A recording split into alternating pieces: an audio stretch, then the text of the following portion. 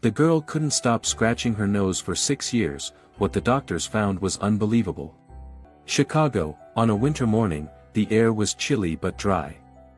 On a stone bench at the corner of the schoolyard, Alyssa sat curled up, one arm clutching her backpack, the other hand scratching her nose repeatedly, as if caught in an uncontrollable reflex. "Alyssa, stop scratching, you're bleeding," whispered Eleanor, one of the few classmates who still talked to her, her eyes filled with worry and fear. I can't take it," Alyssa moaned, her voice muffled like someone with a cold. "It feels like something is crawling inside my nose." A streak of bright red blood ran down her lip. Eleanor instinctively stepped back. The school bell rang. The children rushed inside, but Alyssa remained seated, her face pale, eyes dark with exhaustion. The itching had started when she was 6. At first it was just a mild discomfort, but over time it became a relentless obsession that didn't ease despite visits to dozens of doctors ranging from private clinics to major hospitals. It could be chronic allergic rhinitis, one doctor suggested. "No, I believe it's a sensory nerve disorder," another shook his head. "There's nothing to worry about. Some kids go through this phase and grow out of it," concluded a third. But it never went away. The itching grew more intense, spreading up the bridge of her nose, followed by headaches and dizziness. Worse still, Alyssa frequently had nosebleeds at night. "What's wrong with that girl? She keeps sniffing all the time," a boy asked loudly in class, making everyone laugh. Don't sit near her," the girl shouted. Soon, Alyssa was completely isolated. No one in class would sit next to her. At lunch, she always ate alone. The teachers, annoyed, believed she was making things up for attention. "You need to be more serious, Alyssa. No one scratches their nose constantly because something's crawling inside," said her homeroom teacher, Miss Catherine, coldly. "I'm not making it up. It's real. I can feel it like something alive." Alyssa sobbed. Miss Catherine shook her head and sighed. "You need to see a psychologist." Things were even worse at home. Their small apartment on the 4th floor of a Brooklyn complex was always quiet and cold. Alyssa's stepmother, Martha, was rarely home, and when she was, she barely spoke more than a few words to Alyssa. Their relationship was more like that of a boss and a maid. That afternoon, as Alyssa walked through the door, Martha shouted, "Go clean the kitchen. I'm not your damn maid. I'm a little tired. I had a nosebleed at school this morning." "Tired? Making up crap again? Why don't you just drop dead already?" Alyssa froze. She bit her lip, dried blood crusted around her nostrils. She simply nodded and quietly walked to the kitchen. That night, as she was mopping the floor, the itching surged like furious waves under her skin. She dropped the mop, sat down on the floor, and clawed desperately at both sides of her nose, her head spinning. "What now?" Martha stormed out from the living room, belt in hand. I can't breathe, it's moving inside my nose." Alyssa screamed. Whack! The belt lashed across her back, a burning sting like fire. "Shut up. You're such a drama queen. No one pities a lunatic." No one defended her. The neighbors heard the yelling but remained silent. Martha was the kind woman everyone greeted, who smiled and said she loved Alyssa very much, but the poor girl was a bit troubled. Once, Alyssa tried telling her biology teacher, Miss Teresa, an older woman who paid close attention to her students. "Miss Teresa, my nose, it's not normal. I feel like there's something inside it, like it's alive." Miss Teresa squinted. "Are you serious? Does it hurt?" "Yes, and I get nosebleeds too. I can't sleep most nights because of it." Miss Teresa paused, then spoke seriously, "I'll talk to the school doctor. But don't mention this to anyone else, okay? Or they'll say you're making things up again." Alyssa nodded. She felt a tiny glimmer of hope, faint but real. The following week, City Child Services personnel came to the school. They interviewed Alyssa privately. "Is there anything you'd like to share? Has anyone at home hit you?" asked a woman named Laura, her voice gentle. Alyssa nodded slightly, scratching her nose continuously. "My stepmother, she hits me, starves me. But the more important thing is, there's something very strange in my nose." Laura blinked. "Can you explain that?" "I feel it, moving. When I scratch, I can sense it contracting. It feels like a creature." Laura exchanged a glance with her colleague and jotted something down. The conversation ended quietly. A few days later, Martha showed up at school, smiling brightly. "I heard someone reported that Alyssa was being abused." "That's ridiculous. She's had a history of imaginary thinking since she was little. A psychologist even noted last year that she shows mild paranoid tendencies." Ms. Catherine nodded. "We've noticed some odd behavior too. Maybe she should see a psychologist again." Laura had no choice but to agree, disappointed. Without concrete proof, it was just one child's word. And Martha, with her skilled lies, won again. That night, Alyssa curled up in bed. Her nose wouldn't stop itching. She scratched until her skin cracked. Blood oozed out, staining the pillow. Her eyes were wide open. She couldn't sleep. "Why doesn't anyone believe me?" she whispered. "Why can't they see it? I'm not crazy." In the dark, streetlight filtered through the window slats, casting long strips of light on the floor.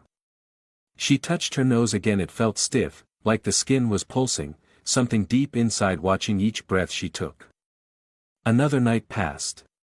And the 12-year-old girl stepped into a new day with sunken eyes, bloody fingers, and a nameless terror pulsing with every breath. The clattering of dishes echoed through the small kitchen. Alyssa was washing them under the dim yellow light, hands numb from the cold water. A bruise from a rattan whip still marked the back of her right hand. She didn't dare stop for even a moment. "Hurry up. You think you're a damn princess." Martha's voice rang from the living room, full of rage. Alyssa swallowed hard and replied, trembling, "Why yes. I'm almost done." "Oh, so you dare talk back, huh? Disrespectful little brat." Seconds later, Martha was behind her, plastic slipper in hand. Whack! The blow landed on Alyssa's shoulder, nearly knocking her over. "I'm sorry. I didn't mean to. You live in my house, eat my food, wear my clothes, and you think you deserve forgiveness?" Alyssa bit her lip, still washing dishes as tears streamed down her face. Her nose began to itch again, the same way it always did when her emotions surged. That thing inside her was reacting. She quickly scratched, trying not to let Martha see. But Martha saw. "Doing that nose thing again? What, you need attention that bad? You think I don't know you want people to feel sorry for you? I'm not, it really itches. Shut up." Martha grabbed Alyssa by the hair and dragged her to the dark storage room under the stairs, a dusty space with no windows, just a rickety wooden chair and moldy walls. "Stay in here until morning. Think about your stupid crazy stunts. Please. I'm scared of the dark. I'm not your mother. I was forced to raise you. If it weren't for that damn will your father left, you'd be on the street by now." The door slammed shut and locked from the outside. Alyssa burst into tears. She curled up on the floor, shivering from the cold. In the darkness, the itch exploded like a wild animal. She clawed at her nose, blood running down her hand. And for the first time, she swore she heard a faint noise, like a soft, squeaking, deep in her nasal cavity. The next day, Alyssa arrived at school wearing a thick scarf that covered most of her face. Eleanor approached and whispered, "Are you okay? I texted you yesterday but you didn't reply." "I was locked, in the storage room, all night. Eleanor's eyes widened. Why? Martha said, it was because I made things up. I just wanted someone to believe me. Eleanor squeezed Alyssa's hand tightly. I believe you. But I'm scared of Martha too. She once came to school and talked to my teacher. Everyone thinks she's a good mom. Yeah. Everyone thinks that. That afternoon, Miss Catherine, the homeroom teacher, called Alyssa to the office. Do you know why I called you, Alyssa? No, ma'am. Someone reported your case to child welfare. Do you want to say anything? Alyssa clenched her fists and looked down. A moment of silence passed. I think it's unfair. I'm not lying. I really itch. Every day. And Martha doesn't love me. You believe she's hitting you? Yes. And starving me. Locking me up. Miss Catherine nodded. You need to be honest, Alyssa. This is serious. Alyssa looked her teacher straight in the eyes. I'm not lying. But I know, people always believe Martha over me. And sure enough, after the meeting, Martha once again came to the school, all smiles. I'm sorry if anything I've done caused concern. Alyssa is a special child. She's been traumatized since she was little. My husband, her father, died in an accident, and I don't think she's ever truly gotten over it. We understand, Miss Catherine nodded. It's not easy raising a child with complex psychological symptoms. I try my best. But sometimes she makes things up, like claiming there's a living creature in her nose. It's heartbreaking. We'll recommend she get more counseling, said Mrs. Teresa. Martha smiled gently. I really appreciate that. I only want what's best for Alyssa. That evening, Martha threw Alyssa's old cloth bag onto the bed. If you ever dare talk bad about me again, you're not going to school anymore, you hear me? I didn't talk bad. I just told the truth. Truth, my ass. She lunged forward, grabbing Alyssa by the collar and shaking her violently. The girl screamed in fear. I'm sorry. I won't say anything again. Too late. Smack. Another vicious slap. Alyssa was flung onto the bed, her head hitting the corner of the table. She lay there, panting, blood trickling from her nose, this time mixed with a dark gray mucus. Martha paused for a moment, eyeing the strange substance on Alyssa's hand with a frown. Disgusting. And now you're leaking who knows what. Then she turned and walked away, leaving Alyssa alone in pain. The next day, Mrs. Teresa, the biology teacher, once again pulled Alyssa aside during recess. Do you remember what we talked about last time, Alyssa? Yes. I remember. I found it strange that there were reports claiming you're mentally unstable, but I don't believe that. Were you really being hit? Alyssa nodded. She doesn't treat me like a person. To her, I'm just a burden. Every day she calls me useless. And your nose? You still feel that thing? Yes. It's even stronger now. I can clearly feel it, like soft roots moving back and forth. Last night, there was black mucus. It wasn't blood. Mrs. Teresa fell silent, visibly shaken. She opened her wallet and pulled out a small card. This is the business card of Dr. Smith. He's a new neurologist in Chicago. I've told him a little about you. He said if you're willing, he'll examine you for free. Alyssa took the card with trembling hands. For the first time, someone was seriously listening to her. That night, Martha came home late. She smelled disinfectant coming from Alyssa's room. What the hell are you doing in here? Nothing, just cleaning a bit. What are you hiding in that bag? Alyssa stepped back, shielding her backpack. Nothing, just some papers. Martha snatched the bag and tore through it. Dr. Smith's card fell out. What the hell is this? Who gave you this? Ms. Teresa, but it's just in case I need it. Martha clenched her jaw, ripped the card in two, and threw it to the floor. You think you're clever, huh? No one is going to help you. I'm the only one you've got. And you better behave before I make you disappear like your father. Alyssa froze. The last sentence hit her like a knife. For a brief moment, she saw Martha's true eyes cold, devoid of humanity. That night, for the first time, Alyssa pulled the phone she'd hidden under her mattress and turned on the flashlight. She leaned into the mirror and gently pulled up her nose. Inside, under the dim light, she saw something black, something like a root, twitching slightly. Alyssa shuddered, trying to record it. But before she could save the video, Martha kicked the door open. You're filming now. The phone was snatched from her hand and smashed to the floor. Pieces flew everywhere as Martha stomped over. You're just a useless piece of trash I was forced to take in. I should have strangled you the day you were born. Alyssa dropped to her knees, covering her head. But inside, the thing in her nose began to squirm violently, as if it too were enraged. Alyssa sat alone in the school bathroom, the door locked, pale face lit by the sickly yellow light. She pulled a small mirror and mini flashlight from her coat pocket. Her hands were trembling. This time I'll catch it, she whispered, her voice hoarse from countless sleepless nights. She tilted her head and gently pulled open her left nostril. The dull itch surged along her nasal bridge like a tiny current running down her nerves. She turned on the flashlight and aimed it at the mirror. Suddenly, a black shape appeared.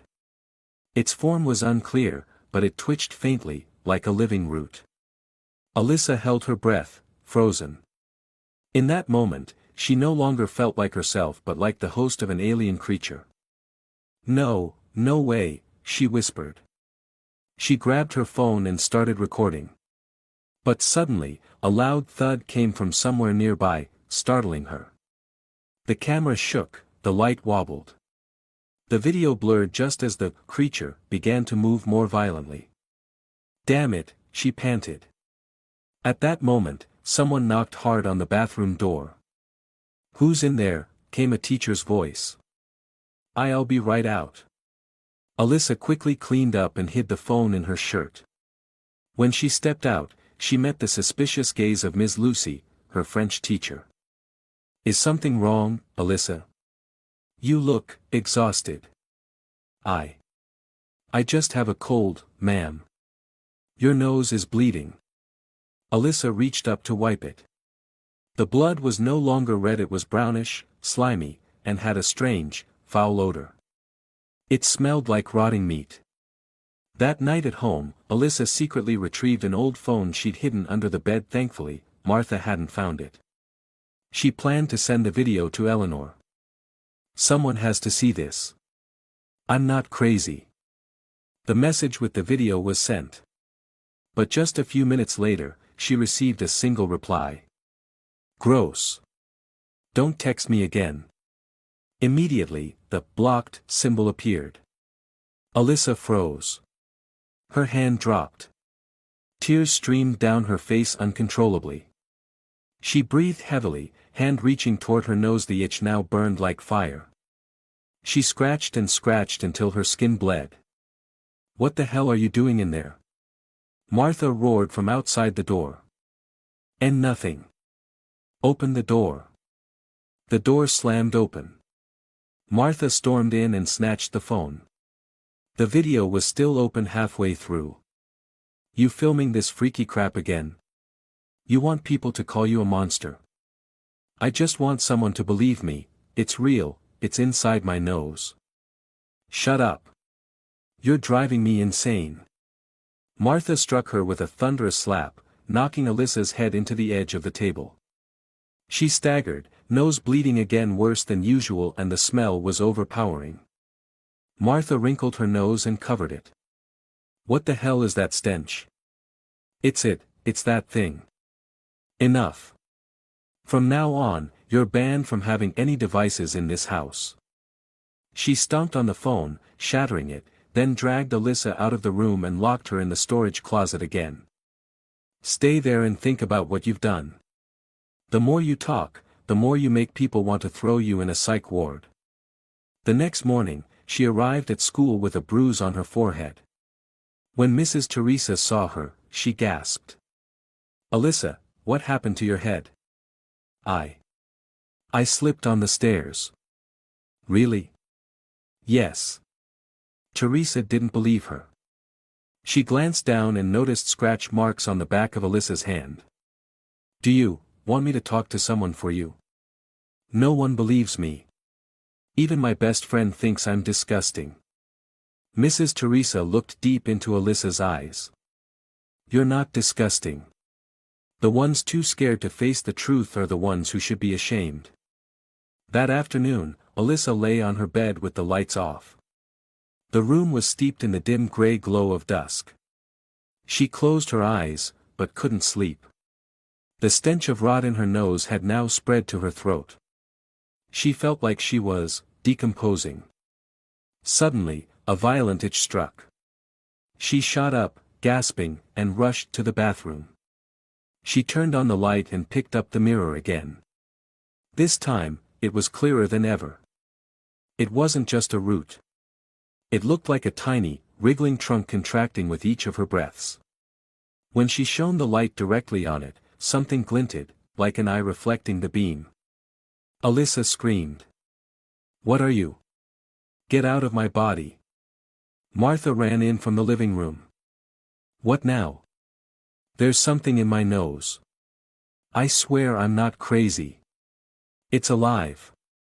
It has eyes. I saw it." Martha froze for a few seconds, then stepped closer, her eyes dark. "You're starting to creep me out. Please, Mom, don't hit me. I'm telling the truth. You hear yourself? You sound like a sick freak, imagining everything." "No. I recorded it on video." "What video? What phone?" Alyssa froze. She realized, all the evidence had been destroyed. Martha looked at her with a smug smile, as if she had known that all along. "You've got nothing. Just a little psycho living off pity. No one's going to believe you, Alyssa." Night fell. Alyssa didn't eat. Martha didn't bother asking. She lay with her face to the wall, clutching her pillow tightly. She could feel it, the creature fused to her, second by second. Her breathing made it shift, as if they shared the same nervous system. She didn't know what exactly was living inside her. But clearly, it was growing. "If I don't do something, it'll kill me sooner or later," she whispered in the dark. A sudden sharp pain shot up her nasal bridge. She jolted upright. Blood poured from her nose more than ever and mixed with fine gray threads. Clenching her teeth, Alyssa grabbed some tissue and stuffed it into her nostrils. It was no use. Blood kept gushing, the rotten smell filling the room. She gasped for air and collapsed to the floor. In that semi-conscious moment, she saw a pair of eyes like the one in the mirror staring at her from within her own body. And she knew, everything was just beginning. In the middle of a regular math class, Alyssa slumped over her desk. She kept sniffling, her face pale, her eyes glazed from severe sleep deprivation. "Alyssa," called Ms. Rachel. No response. "Alyssa." Her voice rose. The entire class turned to the back of the room. Alyssa slowly lifted her head, but instead of answering, she collapsed onto the desk. One drop of blood fell from her nose onto her notebook. Then a second. Then a third, until blood dripped in a long streak onto the classroom floor. The school nurse immediately called an ambulance. At St. Joseph's Hospital, Dr. Michael Smith, a neurologist recently relocated from Denver, took over the case. Alyssa lay motionless on the gurney, her face pale, nose packed with gauze. Martha had just arrived, wearing her signature fake look of panic. "What happened? I told you she was mentally unstable. Are you trying to kill her?" she shrieked at the nurses. Dr. Smith stepped forward, speaking calmly. "We're examining her now. She's showing signs of blood loss, inflamed nasal tissue, and some abnormal movement inside the nasal cavity. Movement? What do you mean by movement? A kind of soft tissue twitching. I need to conduct a deep endoscopy to determine the cause. No. Absolutely not. Martha cut in, eyes wide. She's had trauma and imagines all sorts of crazy things.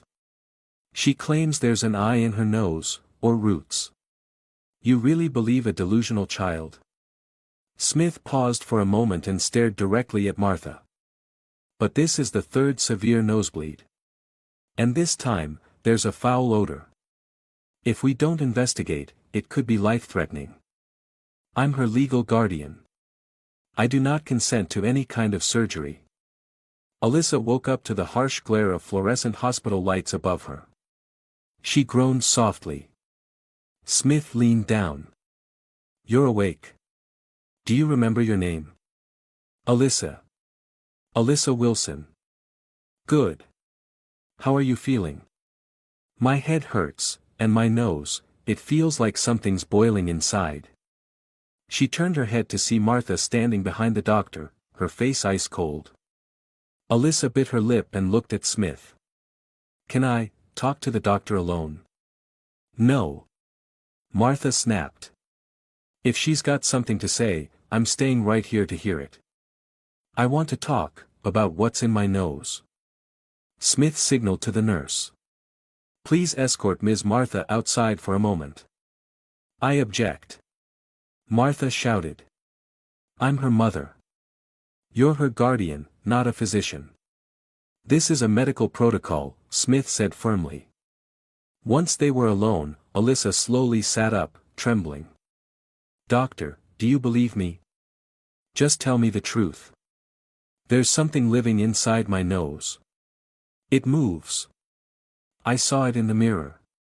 I even recorded it once, but my mom smashed my phone. Smith sat down beside her, his face serious. You said you saw it? Once it looked like roots twitching gently.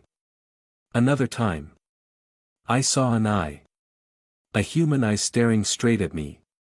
He paused. A part of him wanted to dismiss it, but Alyssa's eyes weren't delusional.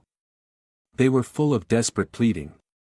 Hours later, Smith made his decision, to perform a nasal endoscopy without notifying Martha in advance. He scheduled Alyssa for a private exam at the clinic he worked with. That afternoon, in the endoscopy room, Smith prepared the equipment while Nurse Emily stood by. Alyssa sat in the chair, her heart pounding. Will it hurt? She asked. It'll be a little uncomfortable. But you're a brave girl. The camera began to descend into her left nasal passage. The screen displayed normal structures at first, swollen membranes, a few old scratches. Then the image began to glitch. Emily, check the signal. The equipment's fine, doctor. It's not the machine. All three stared at the screen. Something shadowy began to appear in the moist darkness of her nasal cavity. Suddenly, a human eye snapped open, staring directly into the camera. Alyssa screamed.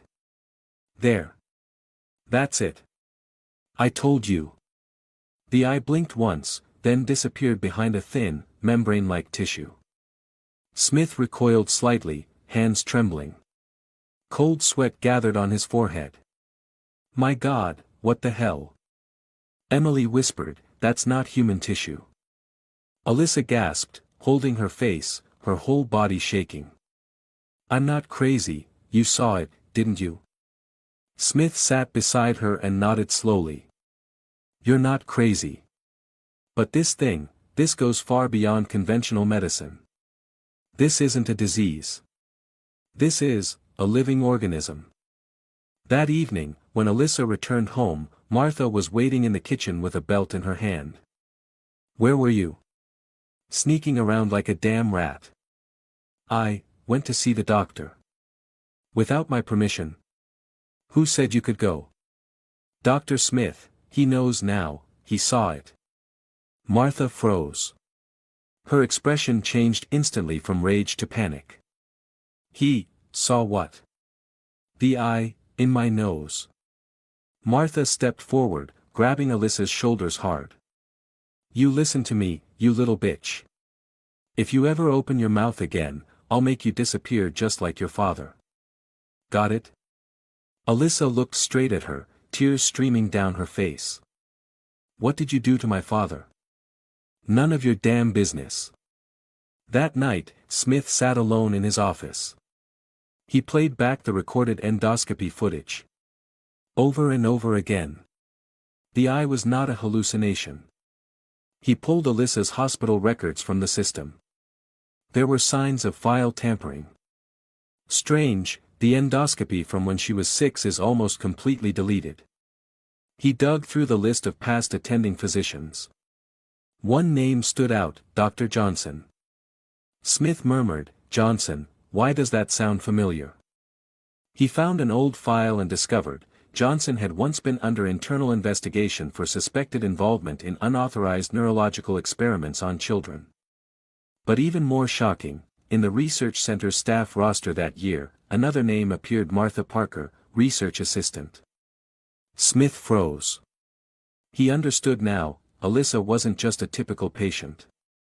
She might be the surviving victim of a buried experiment. He stood up and pulled out his phone. Alyssa, if you have anything, videos, even fragments of that organism, I need it.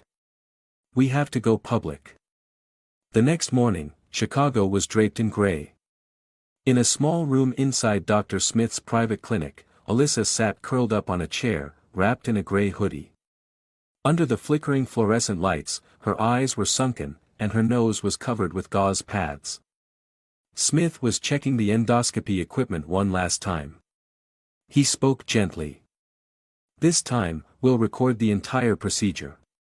If it's like what we saw last night, this will be the evidence. But if Martha finds out, Alyssa whispered, her voice trembling. I'll protect you. You just have to trust me. Nurse Emily nodded and added softly. Don't worry, Alyssa. You're not alone anymore. The endoscopy began. This time, the scope was inserted deeper into her left nasal cavity. The screen displayed crystal clear images, down to the tiniest capillaries. Smith frowned. A dark mass came into view. It didn't resemble coral or necrotic tissue, it looked like an independent living organism, with its own cellular structure, glistening with bioluminescence. Suddenly, an eye snapped open in the center of the dark mass, staring directly into the lens. Emily gasped. Oh my God, it really has an eye. Smith jumped to his feet, his hands trembling. The eye blinked once, clear, deliberate, as if it were looking back at them. Alyssa trembled in her seat. It knows you're watching. I can feel it. Smith immediately turned off the equipment. That's enough. We got the footage. He saved the video, encrypted it, and copied it to 3 separate devices, an external hard drive, a USB stick, and an encrypted cloud server. Emily whispered. Doctor, this isn't a typical parasite. It's neurologically integrated. Smith nodded gravely. It's living within her olfactory nerve. And it's conscious. Alyssa clutched her head. I can't sleep. It talks to me, not with words, with feelings. It forces me to keep it alive. After arranging for Alyssa to temporarily stay at Mrs. Teresa's house, Smith called an old friend, Dr. Paul Davis, an expert in extreme neurobiology who had once worked with the National Research Institute. Paul, I need to ask you something. Do you remember Johnson's project back in 2016? You mean the neural circuit project? Yes. The one involving parasites capable of interfacing with human neural systems. Paul went silent for a moment. That project was shut down. All findings sealed. Johnson had his license revoked for implanting unapproved tissue in child test subjects. Why are you bringing this up? Because I'm looking at what might be the only surviving result of that project. A 12-year-old girl. I have video. There's an eye inside her nasal tissue. Paul fell completely silent. Meanwhile, Martha was still unaware the video had been saved. She stormed into Alyssa's room, tearing through everything looking for phones, recorders, any trace of evidence. "You think you're smarter than me," she screamed into the empty air. "You think you're gonna get away?" While rummaging under the pillow, Martha found a neatly folded paper, an old blood test result from when Alyssa was 6. The data was blurry, but the hospital's national seal was still visible. Martha ripped it apart and burned it in an ashtray. "No one can know, no one." That evening, Smith called Alyssa. "I've contacted someone who can help. But I need more data. I want to get a CT scan of your head." "I'm not sure Martha will let that happen. We don't need her permission anymore." Smith sent an emergency request to a private diagnostic imaging center he worked with. Under the category of a medical emergency, he brought Alyssa in for a brain scan. When the images appeared on the screen, Emily's face turned pale. "Doctor, her olfactory nerve is completely encased in an abnormal structure." "Not just encased," Smith muttered. "It's fused. And it seems to have integrated part of her central nervous system." Alyssa, sitting nearby, clutched her head. "I hear voices in my head, not words, more like commands." At that moment, Paul Davis arrived at Smith's clinic. After watching the video, he spoke immediately. "That's it. Johnson described it once, a microscopic organism that integrates with neural tissue and sensory receptors. It can learn. It can grow. And it can control the host. Is there any way to remove it?" Paul sighed. "They tried surgical removal once. 3 children died within 10 minutes. What about Alyssa? She survived for 6 years. Maybe, the implant she received was incomplete. It needed time." Smith stared at Paul, resolute. "Whatever it takes. I'm going to save that girl." That night, in the small guest room where Mrs. Teresa was housing Alyssa, Smith visited her. "Do you want to be free of it, Alyssa?" "More than anything. I don't want to live as a cage for that thing anymore." Smith nodded. "Then trust me. We need more proof. We have to extract a tissue sample." "A sample? You mean, cut it out?" "Just a tiny part. It won't damage your nerves. Can you handle it?" Alyssa took a deep breath. "I can handle it. As long as it loses control over me." The next morning at the clinic, Smith performed a nasal endoscopic biopsy under local anesthesia. Alyssa lay still, her teeth clenching a towel. The camera went in as before. A microscalpel was activated. As soon as it touched the organism's tissue, the screen glitched violently, and Alyssa jolted. "Stop!" Emily yelled. Her heart rate spiking. Smith withdrew the scalpel, but a red flash pulsed across the screen. It wasn't from the camera light. It was a bioluminescent reaction from the organism. The eye opened again. This time, it didn't blink. It stared back, deep, cold, unwavering. After the failed biopsy, Smith sat catching his breath, wiping sweat from his brow. It knows we're trying to kill it." Alyssa opened her eyes, tears running down her face. "And it won't let us." Smith sent the remaining tissue sample to the lab. The preliminary results made his skin crawl. The cells weren't human, nor were they purely parasitic. The DNA sequence contained synthetic biological code. He whispered. "This isn't just a medical experiment, it's a form of neurobiological weaponry." His office was bathed in the cold glow of blue-white light. On the computer screen, streams of genetic data scrolled by. The tissue taken from Alyssa didn't match any known biological structure. Not parasitic. Not a mutation. "This thing was engineered," Smith murmured. Beside him, Dr. Paul Davis frowned. I've never seen an organism integrate directly into the nervous system without being rejected by the immune system. It's like, it was designed to befriend the body. Or control it, Smith replied, eyes locked on the screen. Paul slowly nodded. You think Martha knows? Knows? Smith's jaw tightened. She's not just aware she was part of it. That night, Smith went to the city's medical record archive. With the help of an old colleague Isabel Morgan, a records officer, he got temporary access clearance. Just one night, Michael. If they find out I helped you. Thank you, Isabel. I'll take full responsibility. Smith combed through treatment records from 2017, when Alyssa was 6. The attending physician was listed as Dr. Richard Johnson. The medical assistant, Martha Parker. Beneath it, a red annotation, experiment terminated. Patient sample failed. Smith trembled. Failed? Then why is Alyssa still alive? Isabel stepped closer and pointed to an internal transfer form. After the project was dissolved, Johnson retired, and Martha vanished from the staff list. She changed her name in the system and registered as Alyssa's legal guardian, just 3 months after her father's accident. Smith turned sharply.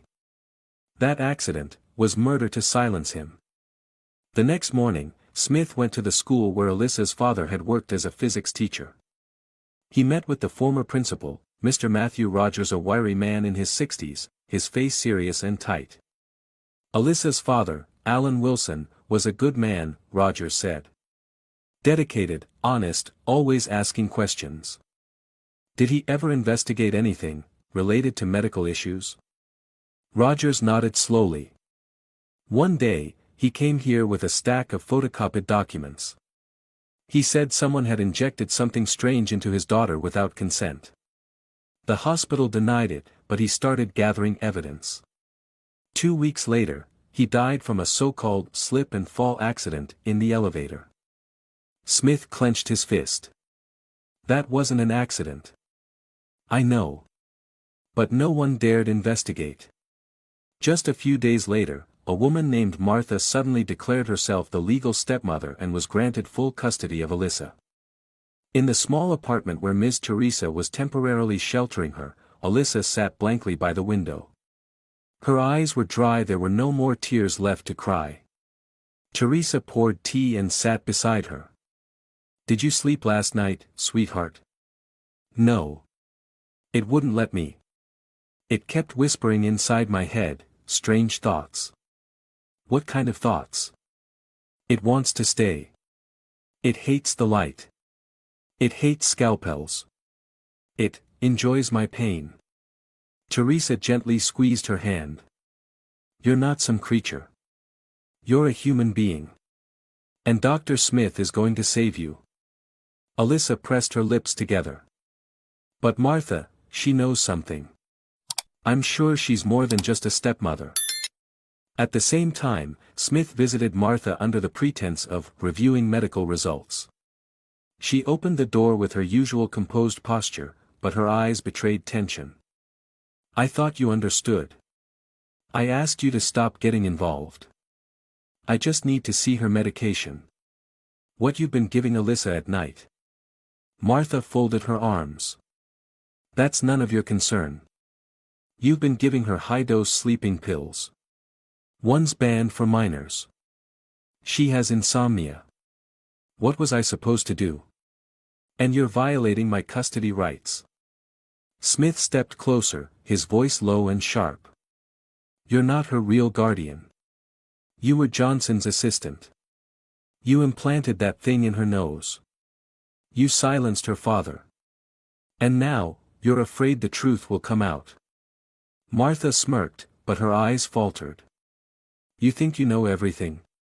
You're wrong, doctor. You can't imagine what's living inside her. I know it's a synthetic organism. And I'll expose all of it. No one will believe you. And no one survives contact with the neural circuit project. That night, Smith video called Paul. I need you to dig deeper into the neural circuit project. I don't believe it was ever really shut down. I think it's still active, just buried. Paul pulled up files on his screen. You're right. I just found a suspicious budget entry from the Department of Science in 2019. No description, just the tag Johnson 4.0. Jesus Christ. They never stopped. And Alyssa is the living proof. Alyssa sat writing in her journal at Teresa's house. Her handwriting shaky, the words uneven. It's learning faster. Every time I'm scared, it gets stronger. Every time I'm angry, it pulses like it's comforting me. Sometimes I can't tell if a thought is mine, or it's. I'm scared one day. I'll disappear. Late that night, Smith reviewed the endoscopy video again. Every time he rewatched it, the eye made his skin crawl. This time, he paused the footage at the moment the eye opened widest. He increased the contrast. Suddenly, he saw a small network of blood vessels forming around the eye, shaping what appeared to be secondary brain tissue. He whispered. It's growing its own brain. Chicago's night air was colder than usual. In the quiet apartment, Alyssa sat upright in bed, her face pale, eyes hollow. The wall clock read nearly 2 a.m., but she couldn't sleep. Not because she feared Martha. Not because of nightmares. But because it was awake. I know you can hear me, Alyssa whispered, her voice cracked and dry. You live inside me. There was no reply. But a dull pulse from her nasal bridge rose to her forehead like a gentle wave, not exactly pain, more like something brushing deep within her mind. I won't let you control me. Then, a thought drifted through her mind, clear as a spoken voice. We need each other. Without me, you're empty. Alyssa recoiled, clutching her head. No. I'm me. I'm not your vessel. A knock came from outside her door. Alyssa, are you okay? Teresa's gentle voice floated in. I'm fine, just can't sleep. Dr. Smith will be coming tomorrow. Try to get some rest. Alyssa didn't respond. Her throat was dry. The itching in her nose returned, but this time, it reached deep into her skull. Meanwhile, at the clinic, Dr. Smith placed an urgent call to the police. I need to report a case of child endangerment with life-threatening risks. The victim's name is Alyssa Wilson, 12 years old. The voice on the other end responded slowly. Do you have physical evidence, doctor? Yes. Endoscopic footage reveals a living organism inside her nasal cavity. The child has been beaten, sedated, locked in dark closets. The stepmother is Martha Parker, former research assistant to Dr. Richard Johnson. That sounds like a science fiction movie. It sounds real if you saw the wide-open eye inside that child's brain. I'm not joking. There was a pause. Then the officer's voice softened. We'll dispatch an emergency intervention unit. Please send us the address. Martha had lost all composure. In her cold kitchen, she stirred a packet of white powder into a cup of hot milk. On the table was a bottle labeled midazolam with a red warning, not for use in children under 16. They're not taking her, she muttered. Not when she's this close to the final phase. She opened her purse, pulled out a syringe, drew liquid from a small glass vial, and silently headed toward the room where Alyssa was staying. Teresa answered the door when Martha rang the bell. I'm here to take Alyssa home. The doctor said she should rest in her own bed. It's 2 in the morning, Mrs. Martha, Teresa frowned. I'm just worried about her. And I have legal right to keep her here until morning, per the agreement with the police. You should leave. Martha smiled thinly. Are you sure you'll live to see the morning? Before Teresa could react, Martha struck her with a sudden punch to the neck. She collapsed, unconscious. Martha stepped over her, entering the house like a shadow. In the room, Alyssa was leaning against the wall when the door flew open. Get up, you little freak. Alyssa's eyes widened. She tried to stand. What did you do to Miss Teresa? She'll sleep for a while. You're not my mother. Martha walked closer, sneering. You're right. I'm not your mother. I've been monitoring you since the experiment began. What experiment? The neural circuit project. Johnson and I implanted the organism in you when you were 6. You're the only one who survived. Why me? Because you're the child of a traitor, Alan Wilson. Your father worked for the Department of Education. He discovered the project and planned to expose it. So, I seduced him, married him, and made him believe you needed special treatment. Alyssa backed away, tears streaming. You killed my father. Yes. And I'll kill you too if you don't shut up. She pulled out the syringe and moved closer. Alyssa screamed. Help. Somebody help me. Right then, the front door burst open. Officer Smith led a team of 3 officers in. Police. Drop the syringe. Martha spun around, her face twisted with rage. You're too late. She plunged the needle into her own arm and collapsed to the floor, foaming at the mouth. Smith rushed to Alyssa. Are you okay? I think so. She injected herself. One officer confirmed. It's not a lethal dose. It's an anticonvulsant. Likely a biochemical trigger response. We're taking her in. Alyssa was taken to the hospital. Throughout the entire ride, she repeated one sentence over and over. You believe me now, don't you? Smith held her hand. I don't just believe you. I'm going to save you. I promise. The wail of the ambulance echoed through the corridors of the University of Chicago Medical Center. Alyssa was rushed into the emergency room in a deep coma, her nose bleeding uncontrollably. Every time a doctor wiped the blood, thick black mucus oozed out, neither pus nor blood, but reeking of rotting flesh. Blood pressure dropping fast. Irregular heartbeat. Call Dr. Smith. And get the imaging team now. Smith came running, pulling on his coat as he called out. Where is she? Nurse Emily stopped him. She's undergoing an emergency CT scan. Smith, she might not survive if that thing reaches her brain. Smith clenched his fists. We won't let that happen. In the control room, the CT scan images slowly appeared. The monitor revealed a root-like structure, tentacle-like, growing from the nasal cavity directly into the olfactory nerve, latching onto the base of the frontal lobe. What the hell? One doctor exclaimed. Smith froze. He pointed to the screen. That's not human tissue. That's a living organism forming a neural connection with the brain. Is it alien? Another doctor asked quietly. No. Man-made. A banned experiment combining sensory neural tissue. Prohibited since 2017. Can we remove it? Smith took a deep breath. We have to operate. And we have to do it now. At the Queens District Police Station, Martha sat handcuffed in the interrogation room.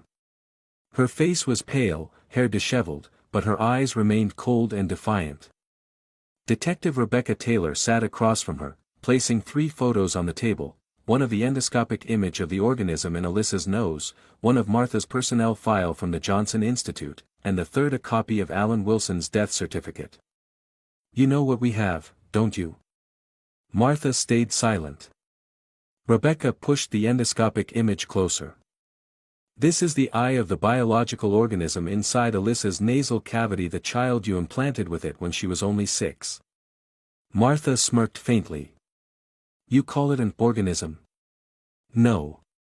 It's an evolutionary structure. You admit you worked with Johnson. I don't deny it. And you were romantically involved with Alyssa's father, before killing him? Silence. Rebecca leaned forward on the table. I don't need a confession. Dr. Smith's video, archived records, and testimony from your former colleagues are enough to charge you with child abuse, premeditated murder, and conducting illegal biological experiments. Martha spoke slowly, eyes glassy. You don't understand. If Alyssa survives, she'll become the first neural interface of the human species. You just killed the future. Rebecca smirked. No. We're saving a child from the monster you helped create. In the operating room, Alyssa lay still, her skin pale as snow. Her heart rate unstable. Dr. Smith stood over the table, across from Dr. Samuel Harris, head of neurosurgery. Are you sure, Michael? If we touch the olfactory root wrong. We've waited long enough. It's spreading to the frontal lobe. If we don't remove it now, it will take over her nervous system. Then let's begin. The surgery lasted 6 hours. Smith led the operation, every incision calculated, every movement measured. The organism clung to her neural tissue like tentacles, each attempt to peel it off carried the risk of cerebral hemorrhage. Midway through, Alyssa's heart rate flatlined. Cardiac arrest. Get the defibrillator, someone shouted. Samuel yelled. We can't stop now. Part of the eye has breached the brain base. Smith shouted. Clear. 3, 2, 1 shock. Beep. The monitor jumped. Alyssa's heart resumed beating. The team exhaled in relief. Once the organism was fully removed, Smith sealed it in a glass containment jar. Inside, the black mass with its unblinking eyes still moved, watching everyone in the room as if it were still alive. Emily shivered. It's watching us. Smith shook his head. No. It's cut off from her nervous system. Now it's just a lifeless body. Alyssa was transferred to recovery. Nurses surrounded her, machines tracking every vital sign. Smith sat beside her, gently holding her small hand. An hour later, Alyssa stirred and slowly opened her eyes. Doctor. Alyssa, can you hear me? Is it still there? Smith smiled softly. It's gone. You're free now. 2 days later, media across the United States exploded. Major headlines in the New York Times, the Washington Post, and Chicago Tribune read. Neural parasite, a girl survives 6 years of illegal experimentation. Martha Parker, Johnson Project assistant, arrested on multiple felony charges. Dr. Michael Smith, who discovered living organism in child's nasal cavity, nominated for Lasker Award for Medical Excellence. At the police station, Martha sat alone in her cell. Cold white light cast shadows over her sunken face, her eyes distant. A young female officer walked in and handed her a folded newspaper. Hot off the press. Dr. Smith just received legal guardianship of Alyssa. The girl's recovering well. Martha didn't respond. The officer added. You lost. Martha gave a dry laugh and whispered. You've only cut off its tail. At the hospital, Alyssa sat up in bed, holding Dr. Smith's hand. Do you still feel it? No. Just emptiness. But lighter. Still, strange. You're the strongest person I've ever met. And now, you get to start over. Alyssa smiled, her eyes glowing with life. Doctor. I don't want to just be a survivor. I want to understand. I want to study it. I want to study neuroscience. Smith went quiet for a few seconds, then smiled warmly. Then I'll help you. No matter what. 6 years later. At a small plaza across from the National Institute of Neuroscience in San Francisco, the soft breeze of spring danced in the air. The sun glinted on Alyssa's chestnut hair, now 18, tall, confident, with bright, determined eyes. She wore a white blouse under a navy blazer, a name tag clipped to her chest that read. Neuroscience Research Scholar, University of San Francisco. Alyssa stood in front of the 3-story glass building, her heart full. She took a deep breath for the first time in years. Her nose wasn't itchy. There was no more stench. No more eyes watching from within. Beside her stood a graying man with a kind smile. Dr. Michael Smith, now in his 50s, honorary professor at the University of Chicago. "We made it," he said, his voice warm. "The first step on a new journey. I still can't believe it. I really got in." "You didn't just get in. You earned it." Alyssa gave a soft laugh, her eyes misty. "If you hadn't believed me back then I wouldn't have saved a genius." They exchanged a glance. No more words were needed. The long nights, the nightmares, the horrific scans, they were behind them now. Just memories and motivation. That evening, Alyssa appeared on a special American TV talk show titled, Through Hell, True Stories of Survival. She sat center stage under soft lights. The host, a middle-aged woman named Claire Monroe, began. "Ladies and gentlemen, the young woman before you is a living symbol. A survivor of one of the most shocking bioethics cases in recent U.S. history." Alyssa gave a humble smile, eyes lowered to her hands resting in her lap. "Thank you, Ms. Claire. I'm deeply moved to be here, to finally share a story that back then almost no one believed." The host nodded, her voice gentle. "Can you share with the audience, what was the most painful thing you went through?" Alyssa paused for a moment, then spoke, her voice clear and firm. "The most painful thing wasn't the creature in my nose. It wasn't the beatings, or the disgust in people's eyes. It was saying the truth out loud and having no one believe me. Being treated like I was insane, a nuisance, just because what I felt didn't fit into the world's idea of normal." The auditorium fell completely silent. She continued. "If it hadn't been for Dr. Smith, if there hadn't been an adult brave enough to ask questions, to listen, I might have died just like my father. And that creature, it could have multiplied." Claire Monroe wiped away a tear. "And now, what do you want to do with this new life?" "I want to become a neurologist.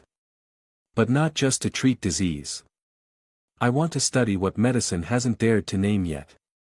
So no other child has to scream in despair like I once did." Thunderous applause erupted throughout the hall. Many rose to their feet. After the talk show, Alyssa returned to her hotel room and opened the old laptop Dr. Smith had given her when she was 16. On the screen, dozens of research documents appeared, studies on the olfactory nervous system, foreign cell stimulation mechanisms, and the anatomical files on the organism now officially classified as Type A, high-risk biological threat. She opened one file, staring at the old photo, the endoscopic image of the living eye inside her nose, its gaze cold, alien. Alyssa whispered. "You once controlled me, made me believe you were part of me. But you're just a memory. And I won." She clicked the power button. The screen went black. 1 week later, at the Pan American Young Researcher Scholarship Ceremony in Boston, Alyssa stepped up to the stage to receive her award. In front of hundreds of professors and international experts, she gave her speech in fluent German. "I didn't come here to retell a tragedy. I came because I believe science can save lives, but it can also destroy them when it lacks ethics. I am the result of a mistake. But I chose to turn that mistake into knowledge. That is why I will dedicate my life to studying the boundary between life and control." The entire auditorium rose, applauding non-stop. Back in the U.S., Martha Parker was sentenced, 26 years in prison without parole for murder, child abuse, illegal experimentation, and obstruction of criminal investigation. At the final hearing, when asked if she had anything to say to the victim, Martha silently looked at Alyssa, who had taken the stand to testify, then turned away without a word. Alyssa didn't look back. At the end of that summer, in Chicago, Smith hosted a small farewell party at his home to celebrate Alyssa's upcoming long-term research trip to Germany. Colleagues, former students, and Nurse Emily all came. There was laughter, soft music, and even a few tears. Emily clinked glasses with Alyssa. "I still remember the way that creature looked at us. But when I look in your eyes now, I know who won. I didn't win alone. Everyone who believed in me did, Alyssa replied. Smith walked over and handed her a small box. A parting gift.